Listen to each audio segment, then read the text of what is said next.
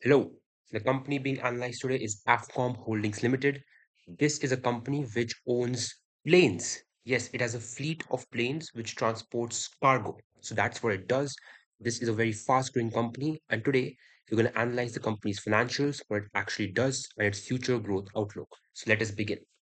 First, company has a market cap of 2085 crores. Current price of one share is 839 crores. Book value of one share is 99.5 rupees. Book value assets minus liabilities. So net asset value. Return on equity, return on capital employed, you can see very high 28.9%, 36%. Stock price to earnings ratio is 28.5. This price to earnings ratio is not based on fiscal year 2025's earnings. It is based on the last 4 quarters of earnings. So, okay, now financials. Here you can see the company's financials, and first of all, first looks massive growth. As you can see, now these are in lakhs of rupees, okay? So, this is the revenue, lakhs of rupees. Grew from 8,490 lakhs, so 84 crore rupees in fiscal year 2023, exploded to 148 crores in fiscal year 2024. Fiscal year 2025 again exploded to 242 crore rupees. And in quarter one fiscal year 2026, in the first quarter only, generated 118 crores of revenues in the first quarter of fiscal year 2026. Three more quarters left. So you can imagine the massive growth it's going. With this massive growth, it's growing even profitable. So profits were 9.9 crores in fiscal year 2022. Sorry, EBITDA. The EBITDA was 9.9 crores and 5.14 crores in fiscal year 2022, profit after tax. Then it exploded. Let me zoom in. What was the explosions? So EBITDA exploded to 69 crores. So EBITDA exploded to 69 crores in fiscal year 2025, and profit after tax exploded to 48 crores.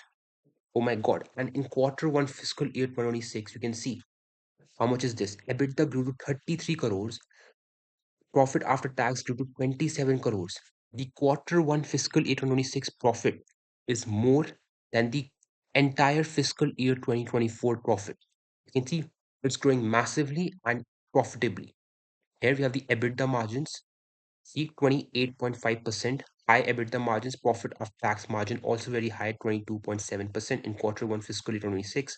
Overall margins have risen, and last couple of years it stabilized. Let's see in the future if it goes up and down. Now, keeping up with these financials, let's continue even more. Here we have the company's return on equity and return on capital employed last three fiscal years. Consistent, very high, 27% for return on capital employed.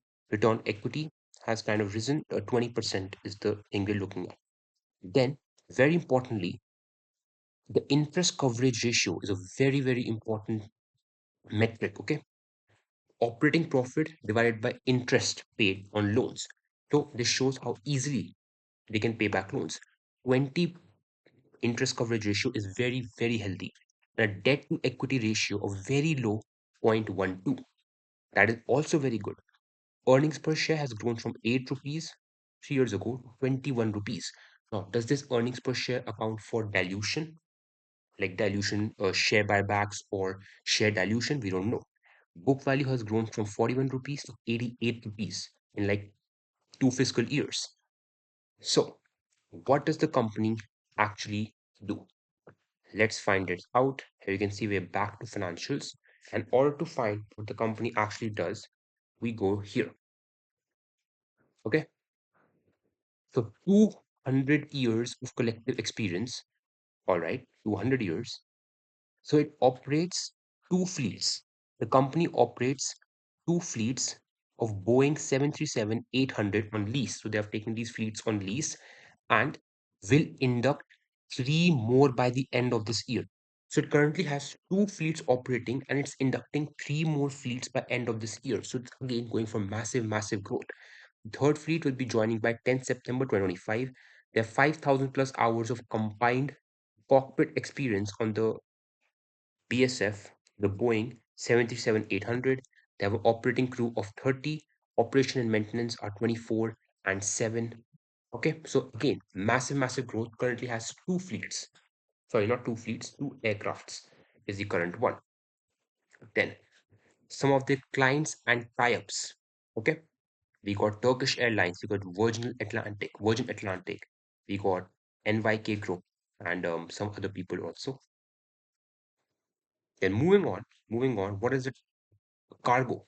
Types of cargo actually handled by Afcom. We got general cargo, we got flying fresh cargo, we got flying pharma, we got flying priority, flying express, project cargo, high value cargo, dangerous cargo.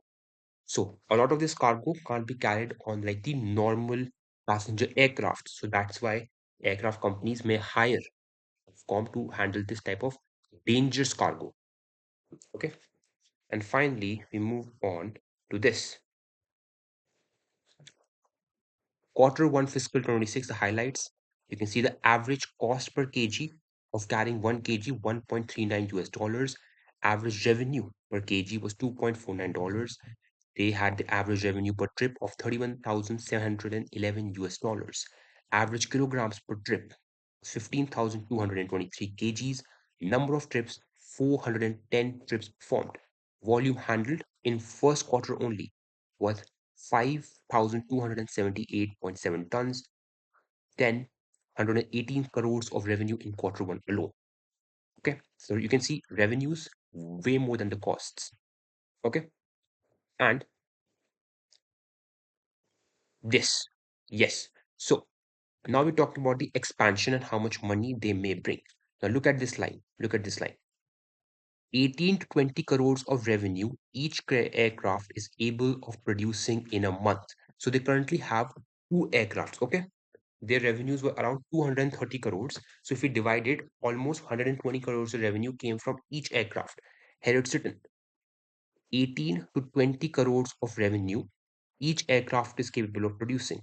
So 20 crores divided by, sorry, multiplied by 12, that gives us around 240.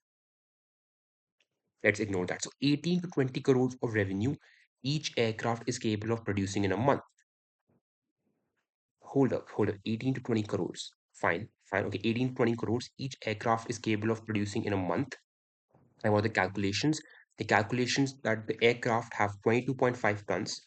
They're going to be scheduling one per day, operating one schedule per day for 6 days. So 18 to 20 crores of revenues they're going to be generating each aircraft, okay, per month, and brings us to the expansion of their fleet. So their current fleet, as you can see, is three, including the one they're going to be adding very recently, 22 tons each.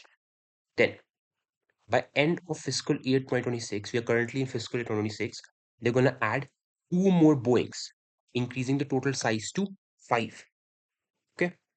Then before the end of quarter one fiscal year 2028, they're going to be adding four more Boeing fleets, making the total size to nine. So they're trying to expand to nine fleets from the current size of two all the way to nine by before the end of quarter one fiscal year 2028. Now let me just see this correctly. This company, how much revenue did it generate? It generated 239 crores of revenue. 239 crores of revenue. Two flights, that brings us to 120 something crores. Each plane is able to produce 18 to 20 crores. So the current flights are not producing that much. Maybe this flight is different. Okay, let's just assume this is what was said by management. Management said this. So assuming this is correct, 18 to 20 crores and all these things like the yield, like capacity, the total amount that is being transported upon total capacity, that remains the same. The yield, the current kind of market, the market rates, all of that remain stable, which is a big thing. It operates one schedule per day for 6 days. The calculations 22.5 tons it can carry. Then 18 to 20 crores if per aircraft is able of producing in a month, then you can imagine that nine aircrafts, if I'm correct, take the lower side, 18 into 9, okay, 162.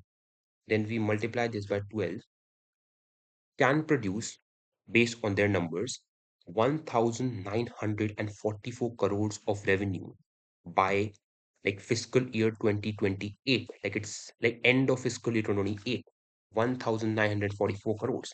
And fiscal year 2025 was 230 something crores. Is that 6x growth? Now, if we assume that each aircraft can only produce 12 crores because we saw two fleets, one thing to keep in mind, it currently has two fleets. We don't know, like I don't know when the first fleet or the second fleet was actually added. So it could be that the 230 crores we're seeing, it actually meant that one fleet was operating, but the second fleet was recently added and could maybe be operated for only like 6 months, 5 months of the year. So we don't know that. So being very conservative, let's say 12 crores. So 12 crores be generated per month, bringing 144 crores per flight. 9 will bring us 1,296 crores of revenue if all are operating by, let's say, fiscal year 2029, fiscal year 2030. Let's be even more conservative, 2030. So 1,296, we divide this by 239 crores. 239 crores, it is 5.4 times. And currently we are at fiscal year 2025. So we are fiscal year 2026. So 4, 26, 27, 28, 29, 30, 5. This will bring us a revenue CAGR of 40.2%. If by fiscal year 2030, taking the conservative 12 crores per month aircraft and all the other conditions, the rates being remain the same, they're able to induct 9 aircrafts. They will have a 40% revenue CAGR, growth in revenue, 40% per year till fiscal year 2030 on this very conservative basis.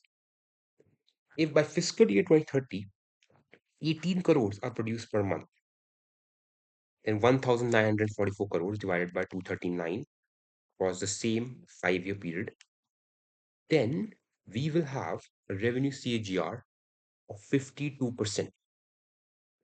So this is the kind of growth the company is going for while having a very comfortable interest coverage and a very comfortable debt to equity ratio.